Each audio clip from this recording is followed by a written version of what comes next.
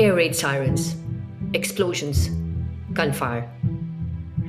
While many in Europe enjoyed a peaceful summer break, Ukrainians faced the cruel realities of the war brought upon them by Russian President Vladimir Putin, marked by continued missile strikes resulting in destroyed cities and lost lives. Russia's aggression shows no signs of abating. Meanwhile, Ukraine's counteroffensive has been making modest gains. Western allies have been responding to Ukraine's appeals for more aid, but questions around the sustainability of this support arise, and more voices are calling for peace talks. So it's high time to reflect. Are Europe and the United States doing enough for a Ukrainian victory? Could the upcoming US election and war fatigue among Western publics impact the course of the conflict?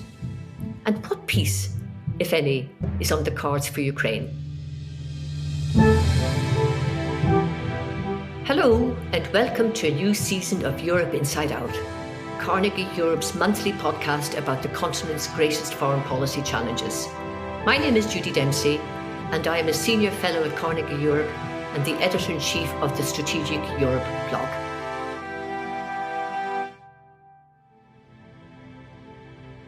This episode of Europe Inside Out is about Ukraine and the prospects for war and peace in the country. I'm joined by Marie Yovanovitch, a senior fellow at the Russia and Eurasia program at the Carnegie Endowment for International Peace and former US ambassador to Ukraine from 2016 to 2019. Marie is also the author of New York Times best-selling book, Lessons from the Edge, a memoir, which is now available in paperback. Marie, welcome. It's great to be with you, Judy. So, Marie, since you're in the hot seat as the former US ambassador, I suppose you really have to get to the nitty-gritty question. Have the US and Europe really been doing enough for a victory of Ukraine? Yeah, it's certainly a complicated picture because I think that is the critical point. We shouldn't just be giving Ukraine enough to kind of hang on. We need to be helping Ukraine enough to win and be victorious for many different reasons. First and foremost for Ukraine, but also in terms of ensuring that Russia does not do anything like this again and sending a signal to other dictators around the world that they should not be trying to repeat this kind of an exercise. And so on the one hand, I would say 2 years ago, would any of us have thought that the US and Europe and others would be doing as much as they're doing? And I think the answer is no. I don't think any of us could have predicted this. Is it enough for Ukraine to win? Clearly, the answer is no. So we need to get more long-range missiles like ATACMS to Ukraine so they can go deep into Russian-held territory. We need to get more the F-16s, not just in the training phase, but actually on the ground in the air in Ukraine, and air defense systems, not only to protect the civilian population of Ukraine, but also to protect the fighters in the field that don't have enough of that kind of protection. So I'm kind of interested, Judy, I'm kind of interested in hearing your views on, are we doing enough? Thanks, Marie, for bringing in the European angle. I'm based in Germany, in Berlin, which gives you a very particular perspective because in Brussels, we have European Commission President Ursula von der Leyen seriously hands-on and very much pushing for a Ukrainian victory. But I don't think the European support for Ukraine would be where it is today without the big push from the Biden administration. I think this has been very, very important. And it really just shows that European security, European defense, the European perspective of this war has only been slowly changing, on the one hand, because of the US administration. But on the other hand, I think finally the view of Russia is changing. I mean, Germany and France holds the key in some ways to the end of this war. And the end of this war is about a Ukrainian victory and a Russian defeat. But somehow there's an ambiguity still, despite this war, the huge loss of life, the whole energy security issues, the whole idea of instability in Europe. It needs a further push that this has to be a victory for Ukraine. And the question is if indeed the major capitals of Europe are ready to understand that Ukrainian victory will mean a defeat for Russia. Well, we agreed on that. But there was a very complicated transition to supporting Ukraine and from breaking the old comfortable dialogue with Russia. And this was a relationship that was built up particularly by Germany and supported by France, built up over the years through energy supplies, through change, through trade, and so on. And Germany was very, very slow to actually understand what Russia was doing to the instability of Ukraine, to the instability of Georgia. There was a kind of closing our eyes to when Russia invaded Georgia. And we got enough warnings in 2014, but former Chancellor Angela Merkel didn't push it far enough to put even more pressure on Russia, but above all, to change the German attitude towards Russia. And I go back, and I know I mentioned Germany quite a lot, but this is about Germany, the major economic power in Europe, taking a major security and defense lead to actually prevent further instability and for ending the war in Ukraine. And so that's how the perspective is seen here in Berlin. And as you know, Washington and Berlin have been in constant, endless dialogue over how to support Ukraine. But it's getting there in terms of the mental leap that the Germans have had to do. That's so interesting, because when I think of it, I think about Nord Stream 2 as kind of almost the symbol of that pull between commerce and relationships, both personal, political, and historical, and then the security aspect and what Russia was doing with its energy in order to undermine political will in Europe. You're completely right on the energy security issue, Marie. And there was such a blind spot from the German political class and the elites. Angela Merkel kept calling it a commercial aspect.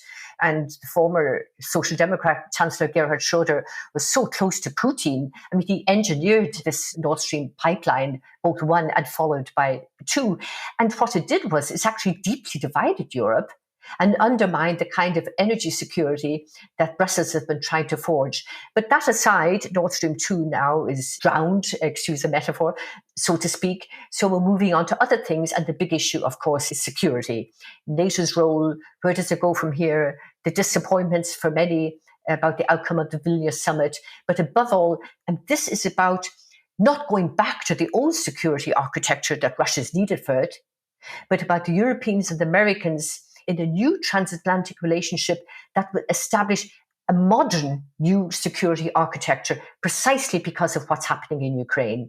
And I think there must be some conversations taking place in Washington over this, and of course the forthcoming NATO summit in Washington next year. Yeah, so I think you put your finger on it. I think that all of our international institutions, the UN comes to mind, others as well, and certainly NATO, deserve a very hard look so that these institutions are purpose-built for the challenges of today and tomorrow rather than for, 1945 to 1958 or whatever it might be.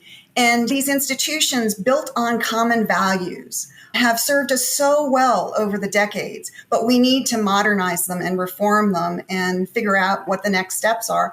And with regard to NATO specifically, as you point out, the issue of whether or not to invite Ukraine to join is first and foremost on the table. It was at this last NATO summit. It will be again at the summit in July of 2024, which is not only the 75th anniversary of NATO's establishment, but it's also, I think, an historic opportunity for NATO to do the right thing and to invite Ukraine. I also think the G7 really stepped forward in terms of suggesting or agreeing to provide security commitments to Ukraine on a country basis. And those negotiations are moving forward, certainly with the United States. And what's interesting, again, you talk about U.S. leadership, and in this case, G7 leadership. Other countries that are not G7 members have also joined in and said, we too want to strike bilateral agreements with Ukraine to provide Ukraine with the certainty of what they can rely on from our country. I'm a little bit skeptical about this happening on a bilateral level, because what happens is, or a sort of country to country level, what happens is it cuts out the interoperability. It cuts out in some ways common standards. It cuts out common training. And I understand why countries want to do this individually, because they still have Russia in their mind, how Russia will interpret this. But frankly, either we recognize why Ukraine needs security and it has to win, or else we close down the shop. I mean, it's as simple as that. This is about ending the huge instability in Ukraine and the war. And if it's a half-baked victory, it will embolden Russia even further. and it will increase instability in the rest of Eastern Europe as well. This is why the Ukraine war is not just about Ukraine. It's about Moldova. It's about Georgia. It's about the stability of the Baltic states. It's about Belarus. Heaven knows what's going to happen there. But it's about challenging the status quo of the security arrangements, which, what you said, was set up by NATO and indeed by the Americans after the Second World War. Now it's time to move forward. I don't necessarily disagree with anything that you've said, but perhaps my take on it is a little bit more optimistic. I like to think of myself as a realist and an idealist, but also I'm optimistic. And I do think that countries are committed to helping Ukraine on this bilateral basis. And there are structures, whether it is at NATO, whether it is the CHODs that meet once a month. It's not uncommon to have bilateral agreements, but also to coordinate on a multilateral level. I mean, it's complicated stuff, no question about it. But I think it is possible. We have been doing it. I think all of us have been saying, well, why can't it just all happen quicker? But it has been happening, and I think we need to recognize that and just keep on pushing for more, faster.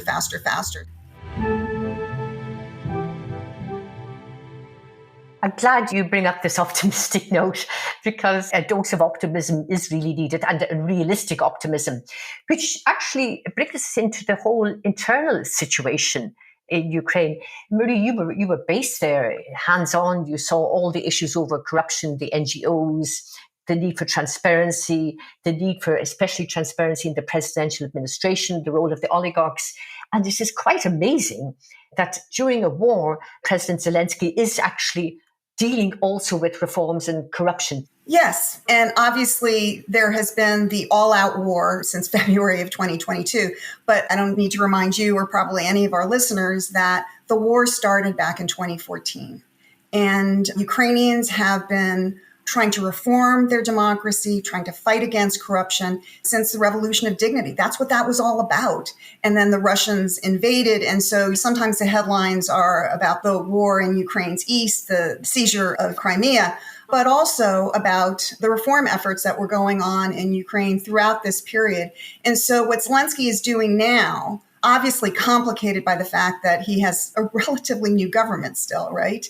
And complicated by the fact of an all-out war as opposed to what we had seen before, but nevertheless has been making steps forward in the fight against corruption, most recently firing the recruiters for the Ukrainian military who were apparently taking bribes and favoring some people over others.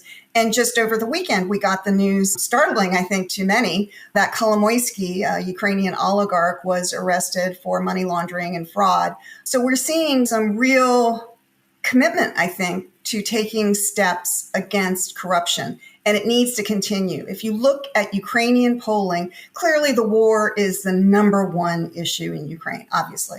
But the number two issue, at something like 78%, I want to say, is corruption. And so the elites, the government, the economic elites, they need to take this on because the Ukrainian people are not fighting this war to bring the oligarchs back again. That's not what this is about. Marie, I'm glad you brought in the political elites, but especially the oligarchs. But what is extraordinary is the resilience of the civil society and the investigative reporting. Because in times of war, there's a real temptation to censor and to rally around the whole war effort. But maybe Zelensky needs this kind of investigative journalism to push his case even further, to manage the war on the one hand, and of course, reassure his European backers and the Americans that he's doing everything possible to use the funds properly, to combat corruption, and to not go back to the old corrupt status quo, which just hampered Ukraine from the very day of its independence back in the early 1990s. You mentioned civil society, whether it is investigative journalists or people out on the street. We all saw the grandmas in the beginning putting together Molotov cocktails. People are energized. They are committed. They are courageous. They are convinced they are going to win. And because of that, I am convinced that they are going to win. And it's really inspiring to see what people are doing and how mature civil society in Ukraine is, where people are really taking responsibility on themselves. They aren't waiting for Zelensky or somebody, the mayor of their small town to tell them what to do. They see a need and they move forward. Given this huge, still the substantial big support for the war, Marie, I wonder about the prospects for peace, not so much the technical ones, but the psychological, political ones. At what stage will the Ukraine say, now it's time to have our security and negotiations? I mean, is there any sense in Ukraine now? We have these various peace plan initiatives by BRICS and then maybe the role of the Turkish president. But you wonder at what level can the Ukrainians maintain this extraordinary support? I mean, the last thing they want are negotiations where they're going to be stabbed in the back, frankly, after all the deaths, all the casualties, all the effort, all the support for this war, which they want to win. And I'm just wondering internally, at what stage could Zelensky be ready to negotiate, and would he have the support? This is an important question, and I'm not sure there's a good answer for it yet. So I'm not sensing yet that the time for negotiations is here. And, the Bible, not to make this a religious conversation, but the Bible talks about how there is a time for everything. And I think there's a time for negotiations, but that time has not come yet for Ukraine, which wants to have more battleground successes. And perhaps, as you've already alluded to, the last couple of days, we've seen some notable progress, as the White House itself has said. And hopefully that will continue. We're getting some positive news and a really interesting interview in The Guardian by one of the Ukrainian generals about how getting through the first line of defenses in Russian fortifications was probably the hardest part. And they are hoping, they still understand it is going to be a long, tough slog, but they're hoping that the next couple of defenses are going to be less so and less well mined, which has been one reason for the slowdown. Overall, going back to the peace talks, Ukraine wants more victories on the ground.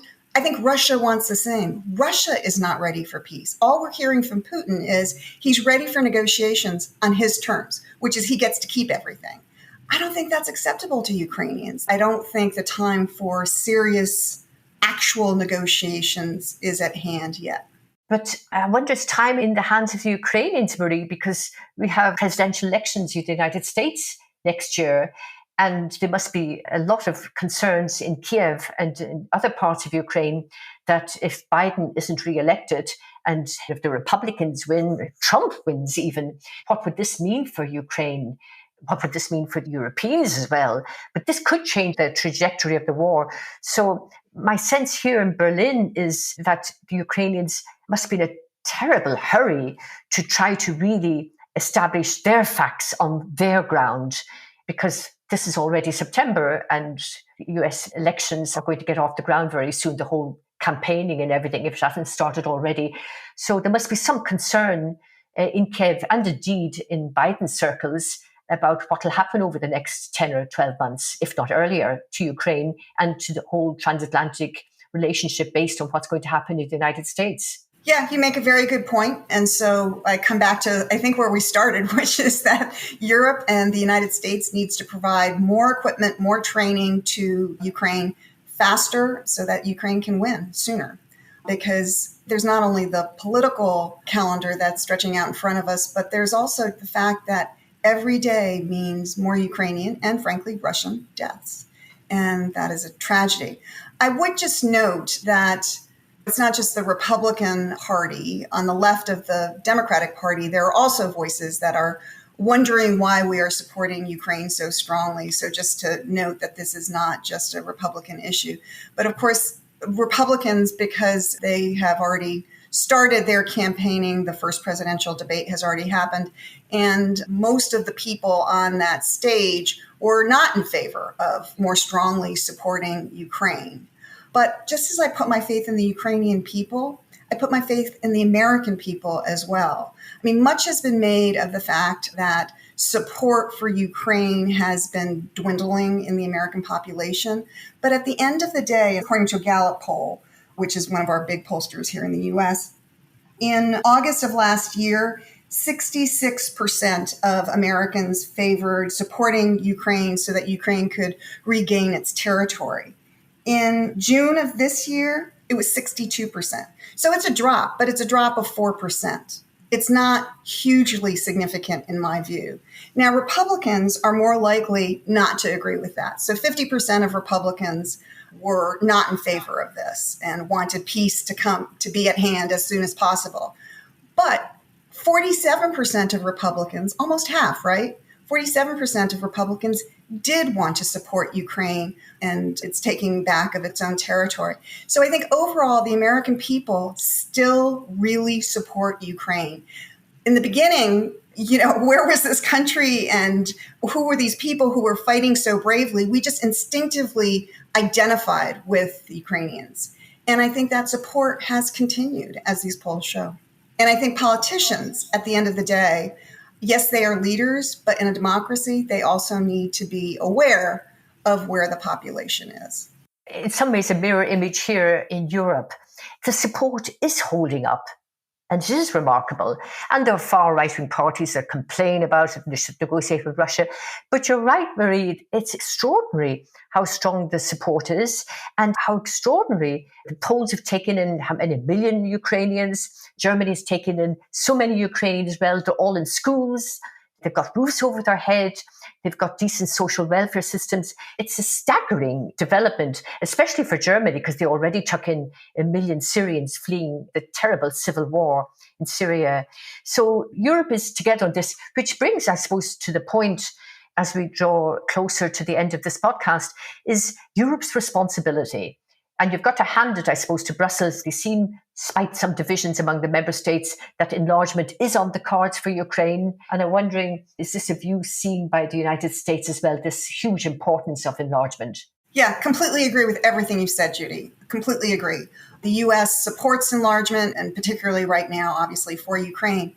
And because the EU has been, like NATO, has been one of the stabilizing factors in Europe's security and world security, but it's also engendered prosperity.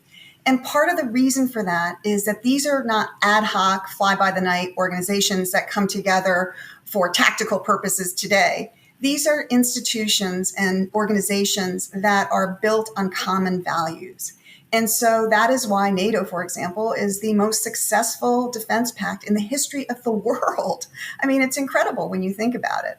And both organizations are about those common values, about democracy, rule of law, rights of individuals. In fact, those three phrases are in the first paragraph of the Washington Treaty, which established NATO. I mean, people think of NATO as just being a security organization, as just defense, arms, that sort of thing.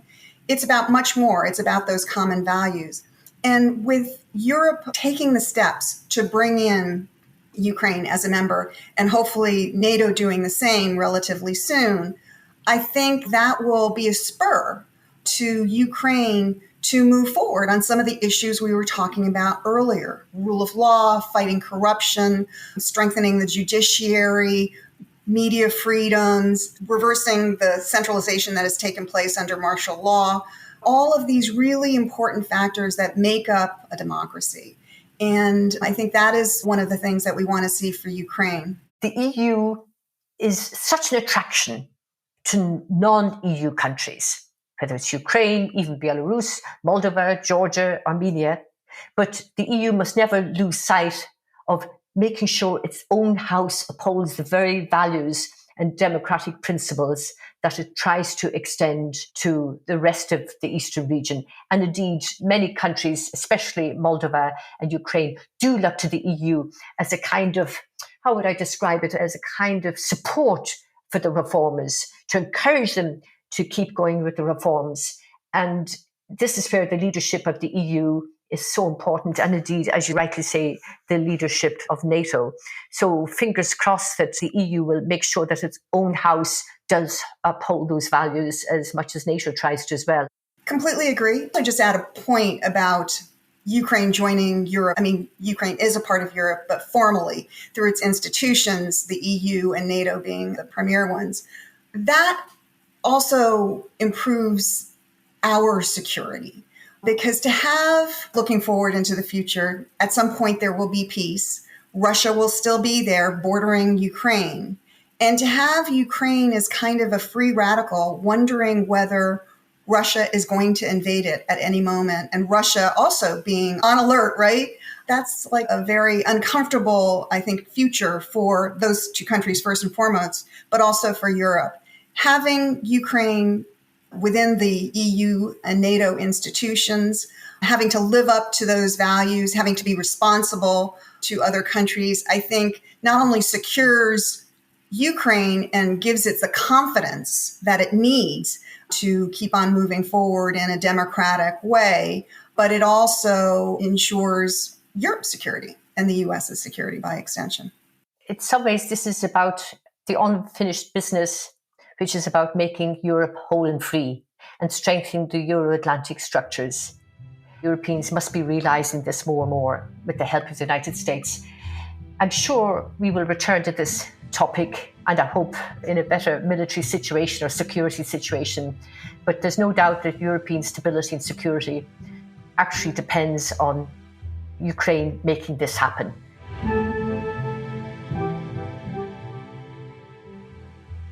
Marie, it was a pleasure having you on this month's episode of Europe Inside Out.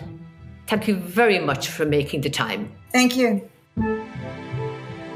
For those who are interested in learning more about Ukraine's reforms and EU and NATO accession prospects, I encourage you to follow Carnegie Europe's work. Our formerly Twitter account is @Carnegie_Europe. You can find me at Judy_Dempsey. That is at JUDY_DEMPSEY. I also encourage our listeners to read Marie's memoir, Lessons from the Edge. Thank you for listening to Europe Inside Out, a podcast by Carnegie Europe. Let us know what you think of the show by reaching out to us on Twitter at Carnegie_Europe or by email at carnegie.brussels@ceip.org. If you like the show, leave us a rating and subscribe wherever you get your podcast. This episode of Europe Inside Out was produced with the support from the US mission to the European Union. Our producers are Francesco Siccardi and Indre Krevaita. Sound engineering and original music by Jeremy Bouquet.